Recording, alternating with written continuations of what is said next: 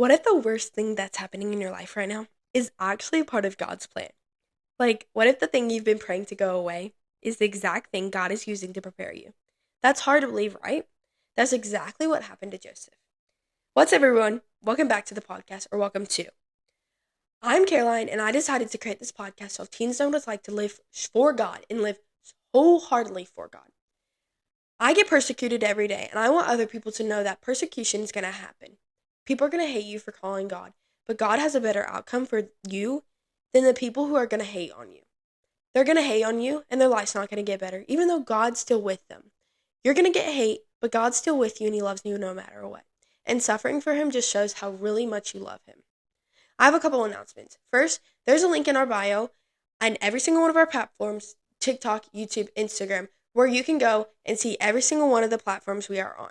I know I just said them, but a lot of us don't watch these episodes, but in the Instagram bio, a lot of people have been opening it up and be like, oh my gosh, I can see that now. Also, there's a link on there where you can send your prayer request in. Prayer gets us closer to God and also knows how God's moving in our lives. You don't even have to put your name on this prayer request. You can if you want to, but our elders would love to be praying for you.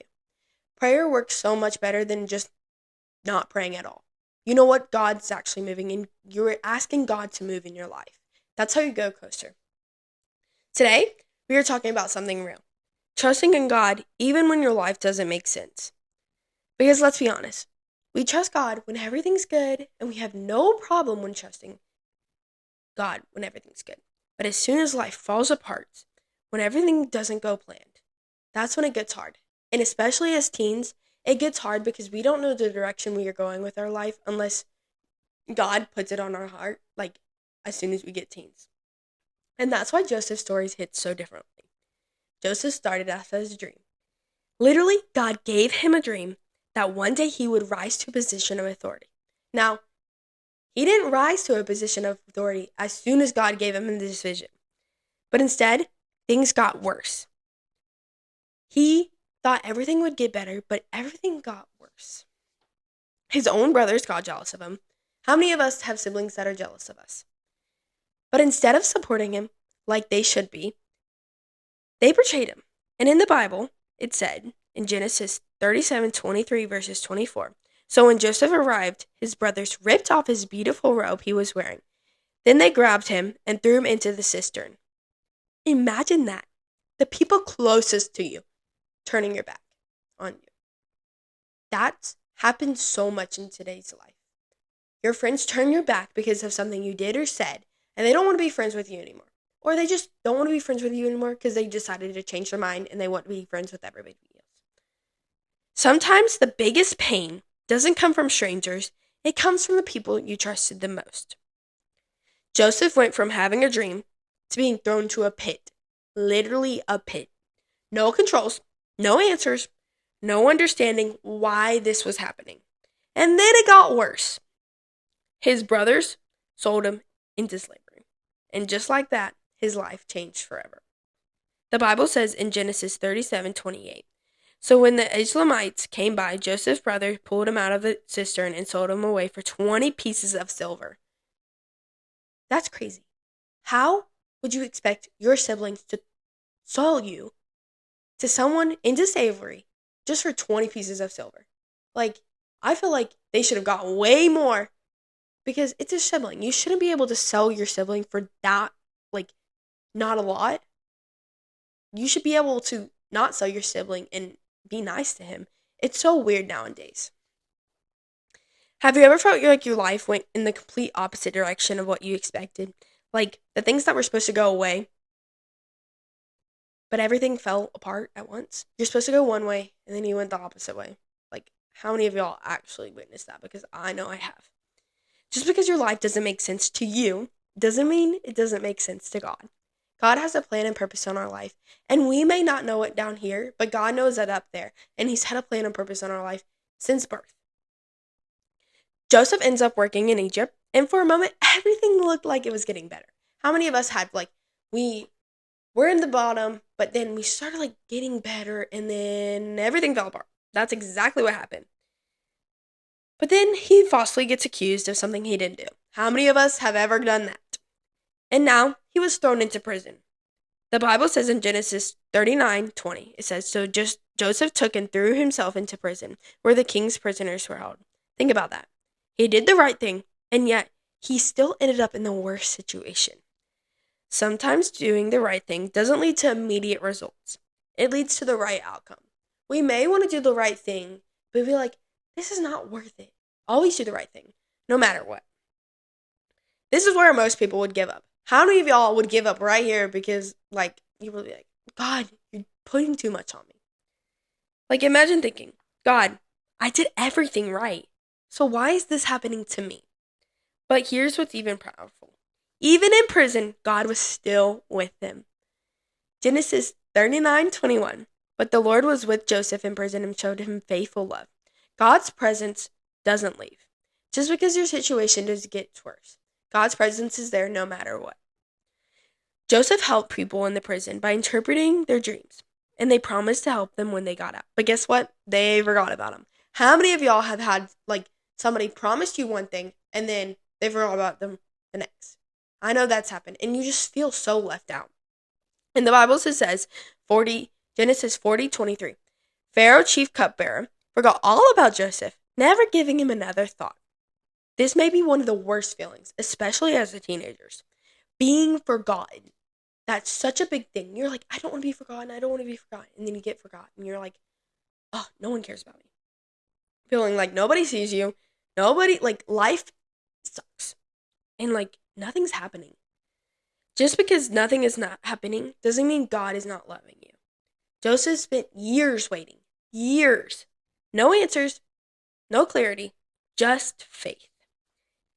Then one day, everything changed. The Pharaoh had a dream no one could interpret. And suddenly, Joseph was remembered. How many of y'all have a friend that they forgot about you, but as soon as they need something, they call on you. You get remembered. He got brought out of prison, and in one moment, his life shifts.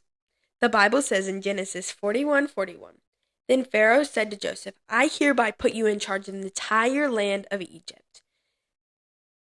God promised he was going to rise to a position of authority, and God never lies. He came through to his word. God can change your life in a moment, even if it means years of preparation. All the pain and all the waiting and all the confusion, it wasn't wasted. Joseph started trusting in the Lord no matter what happened, and he got fulfilled with the promise he was given. Later on, Joseph finally understood why everything was happening. When he went to meet his brother again, he said, you intended to harm me, but God intended it all for good. Genesis 50:20. That's such a powerful verse because people are going to prosecute every day. If you're a Christian, and people know you are a Christian, not if you're saying, oh, I'm a Christian, but people don't know. If you ask someone, I want you to go up to someone and ask them, hey, do you think I'm a Christian? Do I reflect on what Jesus has reflected? And if they say no, maybe rethink about your, what you have going on in your life, how you speak. If you speak cuss words, are people going to agree that you're a Christian? Probably not. If you're mean, are people going to think that you're a Christian? Probably not. If you're overall just not a good person to be around, are people going to see that the reflection of the Lord? Probably not. But if you are nice and you speak words of truth and words of wisdom to people, if you treat everyone with respect and love, people are going to, and you openly declare that you love the Lord with no matter what, people are going to know you're a Christian. And that's how I am.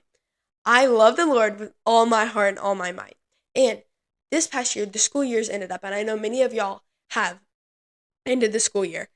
The number one thing that was written into my school yearbook was how I was on fire for the Lord and how I loved Jesus. Every single one of the things that were in my yearbook from people of Christians, they were like, I love how you are on fire for the Lord, and I inspire to be like you, to love like the Lord. Not to be like me, but to love like the Lord like I like. I want to be like the Lord. I want to be being in actions of the Lord, helping people, serving others. But when you're not a reflection of the Lord, you're not going to help others. God intends everything for the good, even other people's actions. What people meant to break you, God can use to build you. And that's true. People will put you down, but God is going to bring you up. Everything Joseph went through, the betrayal, the pit, the prison, it was all leading somewhere. You may not understand your situation right now.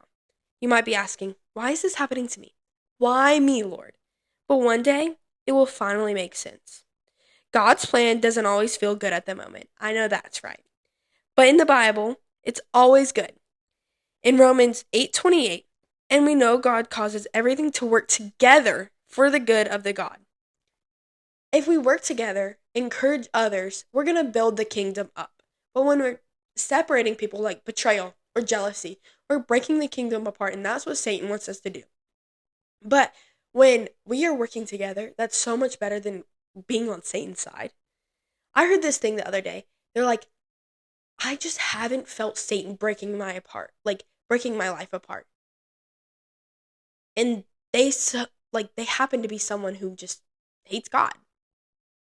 And they said, oh, it's because you're on the side of Satan. When you're on the side of Satan, of course you're not going to feel Satan on this, prosecuting you. That's exactly what's happening. When we work together, we're going to feel Satan prosecuting us, but God is stronger than Satan.